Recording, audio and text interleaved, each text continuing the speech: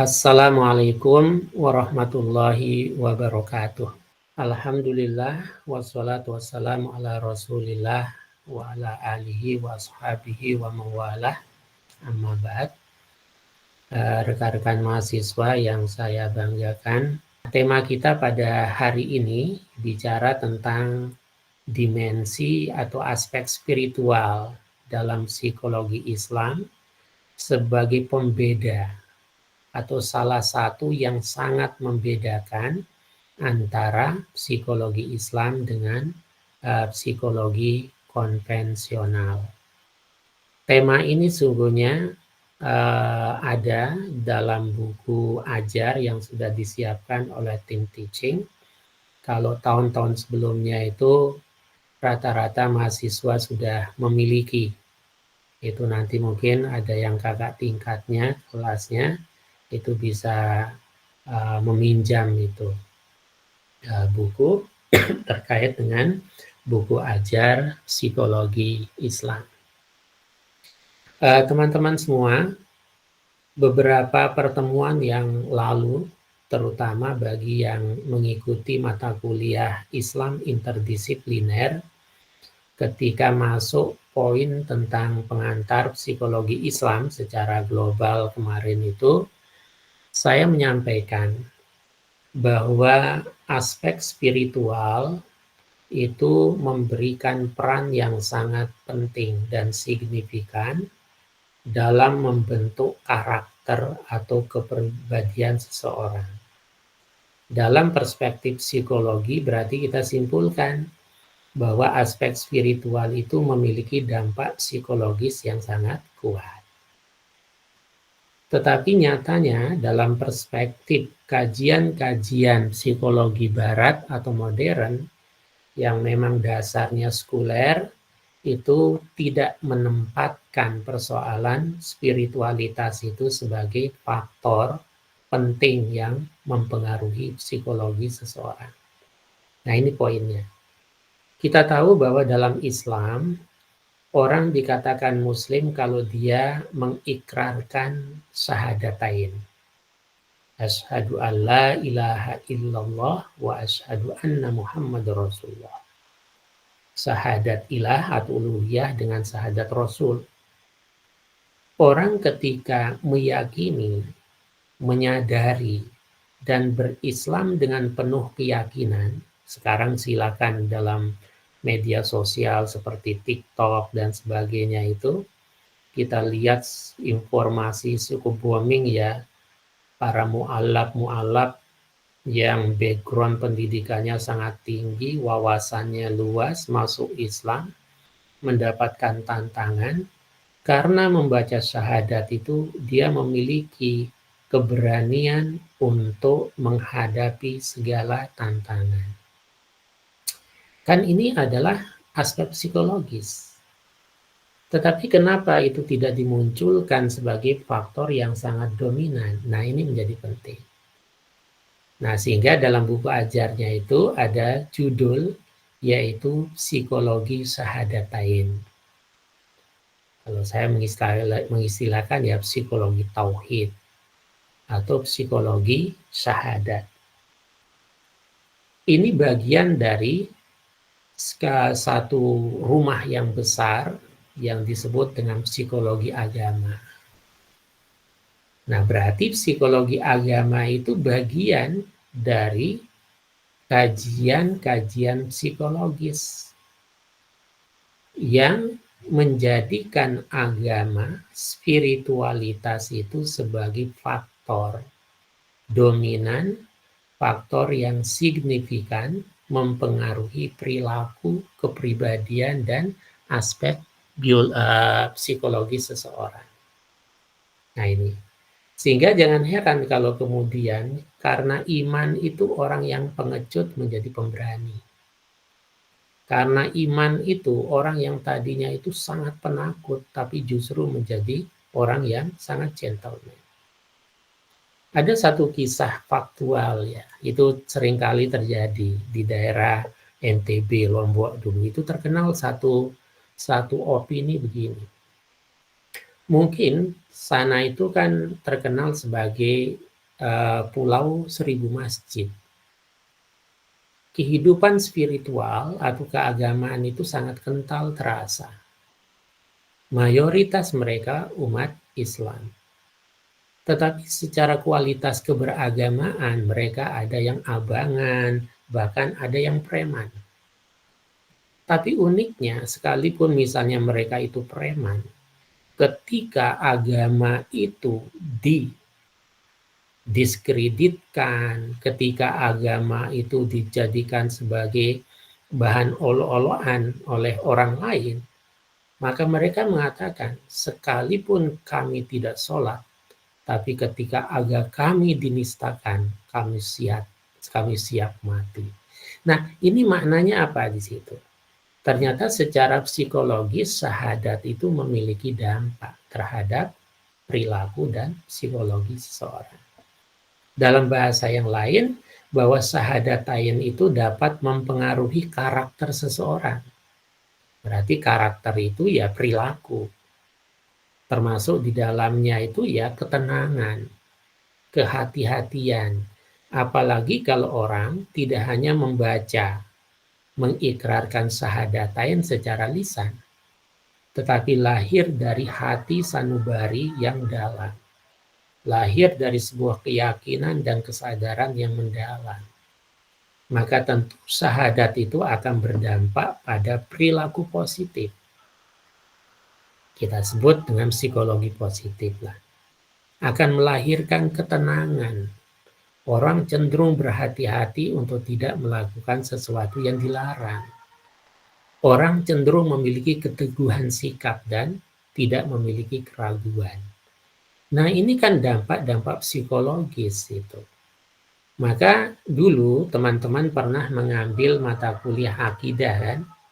Saya termasuk yang mengajar beberapa kelas kuliah akidah. Bahkan ada video yang bisa diakses dari YouTube saya. Nah, di sana saya jelaskan ketika seseorang mengatakan asyhadu alla ilaha illallah wa asyhadu anna muhammadar rasulullah. Lebih-lebih lagi kemudian mereka mengatakan la ilaha illallah muhammadur rasulullah. Maka di balik kalimat itu tersimpan berbagai kekuatan. Antara lain apa? La ilaha illallah, la ma'buda bihaqqin illallah. Tidak ada yang berhak disembah kecuali Allah. Maka secara psikologis dia akan mensucikan dirinya dari aspek-aspek kesirikan misalnya. Dari aspek-aspek yang dilarang oleh agama. Itu kekuatan namanya. Kedua, syahadatain itu dapat merangsang hormonal. Jadi proses hormon yang menyebabkan seseorang itu mengalami sebuah kehidupan yang tenang, kedamaian.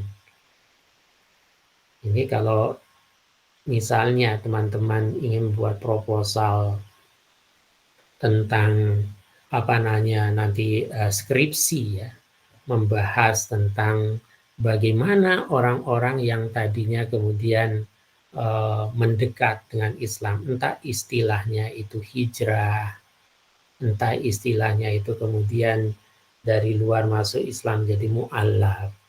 Mereka memberikan kesaksian yang kita sebut dengan serotonin ya. Ada sebuah hormon dalam diri seseorang itu yang melahirkan atau menyebabkan hidupnya menjadi lebih tenang dari sebelumnya. Ya, salah satunya misalnya yang terbaru Dr. Richard misalnya ya, bagi yang mengikuti TikTok ya. Dia memberikan kesaksian tentang ketenangan yang dia alami pasca dia membaca syahadatain itu. Akan melahirkan satu kegembiraan. Karena mustahil kegembiraan itu muncul kalau orang itu tidak tenang. Ibarat simbiose, ini ketenangan dan kegembiraan itu ya simbiose mutualisme. Nah, karena orang itu mengalami ketenangan, kegembiraan, maka akan mengalami apa yang disebut dengan dopamin. Dia termotivasi mendapatkan satu sugesti secara internal untuk mencapai tujuannya. Nah, itu karena dia apa? Tenang, damai, aman, akhirnya termotivasi positif. Nah, sehingga pada akhirnya muncul perasaan aman, ketenangan dalam hidup, pekerjaan, yang itu akan membawa pengaruh positif pada perilaku-perilaku seseorang. Nah, inilah yang kemudian dalam perspektif psikologi sering digambarkan, dijelaskan sebagai psikologi positif itu. Nah, kenapa itu bisa muncul? Karena kalau kita tarik ke dalam psikologi pendidikan, karena orang ketika membaca syahadatain itu, sesungguhnya bacaan syahadat itu sudah meliputi 3 domain dalam pendidikan, yaitu domain kognitifnya, afektifnya, dan psikomotoriknya. Secara kognitif, orang yang mengucapkan 2 kalimat syahadat itu, maka dia akan mendapatkan satu informasi keilmuan tentang konsekuensi dari apa yang dia baca. Domain afektifnya dengan pemahaman terhadap tauhid atau syahadatain dengan hati yang dipenuhi oleh ketulusan, keikhlasan, maka akan melahirkan ketenangan, ya kan? Kemudian tersugesti untuk melakukan hal-hal yang positif dan seterusnya. Nah, sehingga itu berdampak pada domain psikomotorik, tingkahnya, konsekuensi dalam perbuatannya. Karena dalam perspektif Islam, bahwa apa yang kita lakukan positif ataukah negatif, itu sebenarnya menunjukkan kualitas iman kita. Orang yang kualitas imannya baik, maka kecenderungannya akan berperilaku positif. Nah, begitu pula sebaliknya. Nah, ini penting. Nah, dalam psikologi kan kita sering mendengar adanya kekuatan pada gelombang otak kita ini. Itu dalam psikologi kognisi. Ada delta, theta, alpha, beta, dan gamma. Nah, di mana nilai spiritualnya? Karena dianggap 5 gelombang otak ini mengendalikan sesuatu yang bersifat instingtif manusia. Tetapi apakah dari 5 aspek ini ada cerminan dari persoalan yang bersifat spiritual?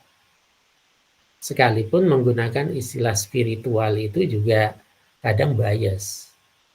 Spiritual itu kan bisa untuk keyakinan dan agama apapun kan, karena berbicara tentang kerohanian. Nah, karena itu kalau dalam Islam itu spiritualitas yang dimaksud ya tentu spiritualitas dalam perspektif Islam. Nah, padahal yang namanya aspek spiritual, religiusitas atau keagamaan itu ada 2 dimensi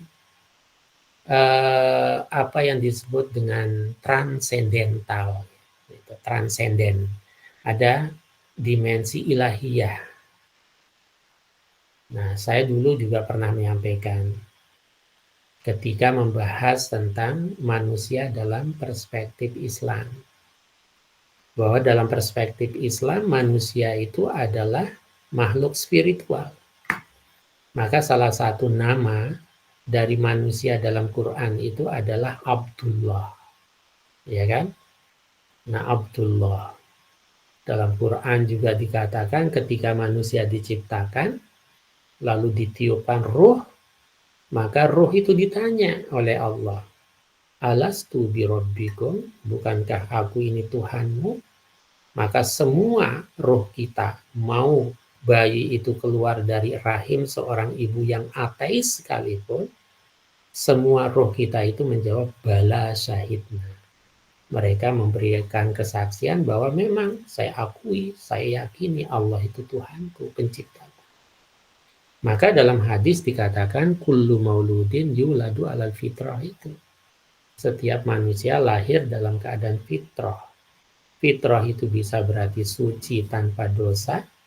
Fitrah itu bisa berarti kecenderungan untuk dekat dengan Sang Pencipta. Nah, sisi inilah yang tidak tercover sekali lagi dalam psikologi konvensional. Oleh sebab itulah, nilai spiritual atau spiritualitas menjadi salah satu ciri pembeda antara psikologi barat yang sangat liberal atau yang sangat istilah kita kalau sekuler ya paling tepat ya, sekuler artinya memisahkan agama di dalamnya dengan Islam itu, dengan psikologi Islam, yaitu apa? Nilai spiritual. Nah, nilai spiritual dalam aspek psikologi itulah yang kemudian dibahasakan dengan macam-macam istilah. Ada yang menggunakan kecerdasan spiritual atau intelektual, spiritual question. Selain intellectual question dan emotional question. Nah, spiritual question istilahnya.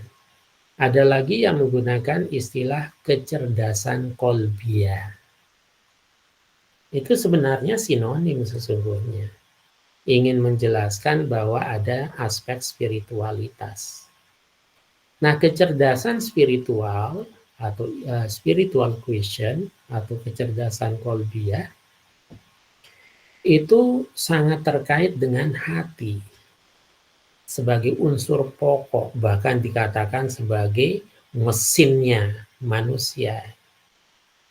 Kalau dalam hadis itu kan disebutkan ala inna fil jasadi mudghah.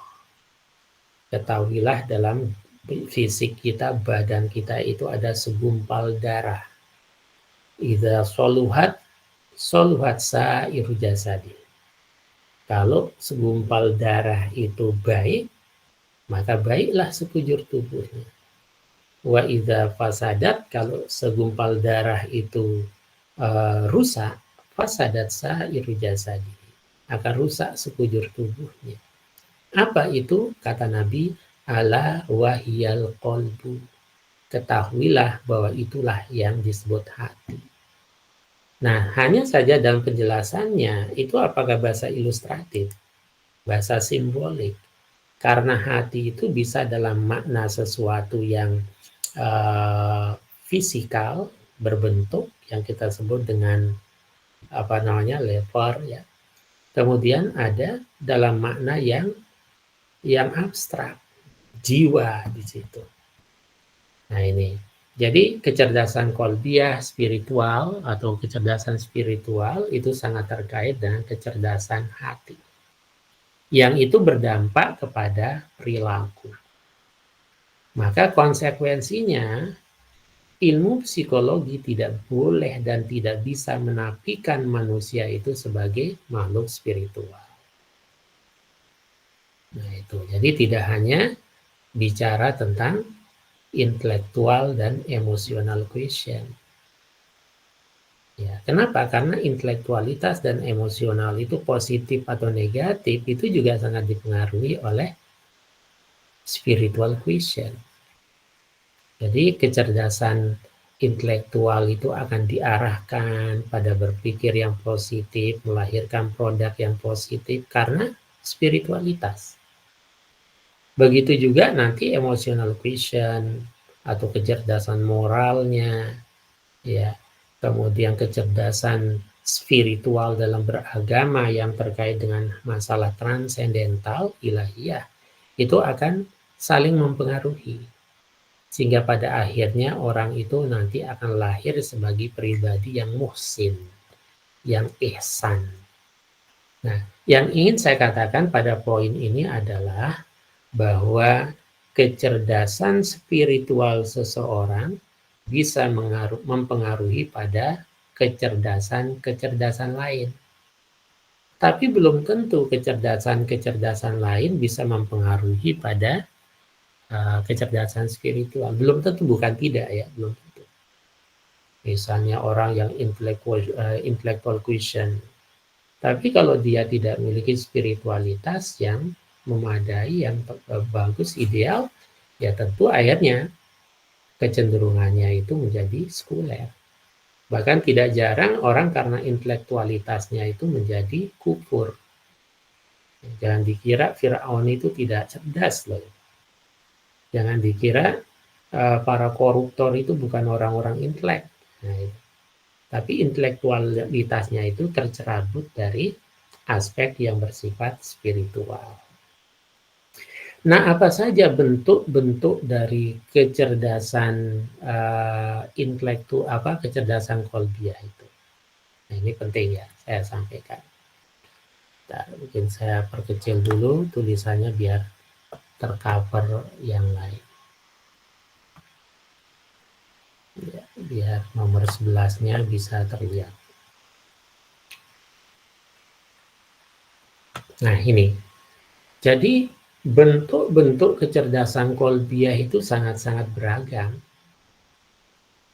Yang esensi dari kecerdasan kolbiah itu adalah kecerdasan yang tentu di situ terlahir dan sebagai manifestasi jiwa yang bersih karena keyakinan yang bersih. Maka otomatis ibarat ceret itu ilustrasinya, ketika ceret itu diisi dengan air teh, maka ketika kita tuangkan yang keluar ya air teh, tidak mungkin kopi, apalagi susu. Nah, begitu juga dengan manusia. Ketika dia memiliki jiwa yang bersih, maka tutur katanya cenderung ada pasti bersih. Perilakunya bersih. Nah, karena itu di antara bentuk-bentuk kecerdasan kolbiah itu adalah apa yang sering kita kaitkan dengan psikologi positif dalam Islam. Misalnya ada zuhud, ada waro, takwa, ridho, ikhlas. Nah, itu bagian yang sebenarnya ketika kita menggunakan terminologi takwa itu sudah puncaknya kan. Ya. Nah, cuma supaya lebih spesifik gambaran tentang poin-poinnya, maka saya buatkan di sini 19 gitu. 19 bentuk kecerdasan kolbiah. Tolong diingat ya poin ini.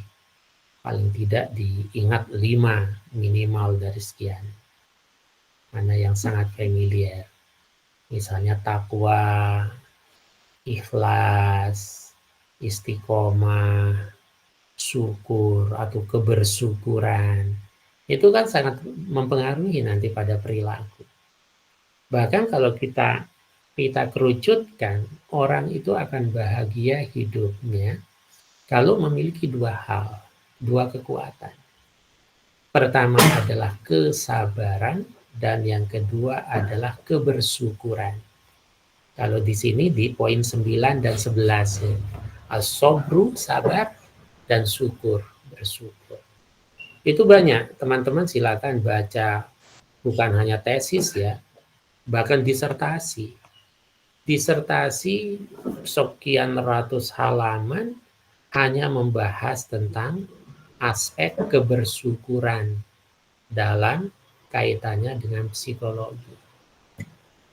Maka kalau teman-teman pernah mendapatkan celupan, ada materi Quran hadis, ada akidah, ada materi Islam interdisipliner. Nah, sekarang ada psikologi Islam.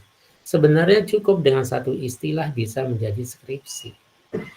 Misalnya, faktor keikhlasan. Ada nggak pengaruhnya dalam perilaku kehidupan seseorang? Nah, tinggal dibuat sampelnya kan? Sampelnya. Jadi hanya membahas tentang ikhlas saja bisa menjadi skripsi, tesis maupun disertasi. Nah, yang miskin atau yang kurang itu kan dari sisi ini. Saya lihat kan hampir setiap hari ada informasi di WA fakultas tentang judul skripsi yang akan diujikan. Itu masih 90 sekian persen itu masih umum semua ya. Kenapa ya? Karena basic ya yang dominan itu adalah umum. Tapi sebenarnya kan tawakal, apa dampaknya kepada kualitas kerja seorang misalnya, itu luar biasa loh. Itu skripsi, dan manfaatnya tidak hanya sekedar menyelesaikan perkuliahan, tapi kalau jadi buku itu sangat memiliki dampak itu yang positif. Gitu. Nah ini ya bentuknya. Nah dimensi-dimensi kecerdasan tentu masih dalam perspektif kita membahas tentang psikologi Islam.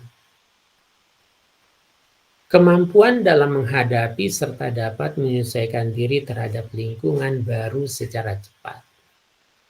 Nah, ini bisa dipengaruhi oleh kecerdasan kolbiah juga, di samping kecerdasan lain, sosial ya kan, kecerdasan yang lain. Gitu. Tapi cepat lambatnya orang bisa menyesuaikan diri dengan lingkungan itu juga sangat dipengaruhi oleh berbagai bentuk kecerdasan. Salah satunya kecerdasan kolbiah. Sehingga orang bisa tahu lah, ibarat peribahasa mengatakan di mana bumi dipijak, di situ langit dijunjung. Orang itu akan damai di sebuah komunitas kalau mereka itu kan tahu kapasitas apa yang bisa dilakukan dan tidak bisa dilakukan dalam konteks kita sebagai makhluk sosial. Ya, karena manusia itu kan zon politikon, makhluk sosial. Nah, dimensi kecerdasan yang lain artinya dampak-dampak yang dapat dirasakan nantinya adalah kemampuan dalam pelaksanaan konsep. Yang tadinya mungkin orang tidak melihat karena sesuatu yang bersifatnya ide abstrak.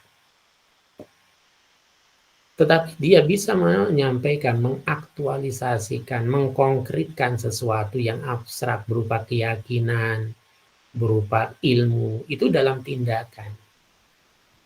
Nah, itu membutuhkan kecerdasan. Artinya apa? Tidak cukup hanya kecerdasan secara kognitif, tapi juga afektif dan psikomotoriknya. Lalu yang ketiga, mampu dalam memahami pertalian, itu artinya hubungan, korelasi. Sehingga seseorang itu menjadi lebih cepat dalam memahami sesuatu. Ini nanti ada kaitannya dengan psikologi pendidikan, belajar di situ. Nah, yang ingin saya katakan bahwa ternyata faktor internal yang termasuk di dalam faktor internal itu adalah spiritualitas, itu memiliki satu power yang sangat besar untuk mempengaruhi seseorang dalam mewujudkan suatu tindakan. Dan yang terakhir, ini materi kita hari ini, ya tentu karena psikologi Islam itu sudah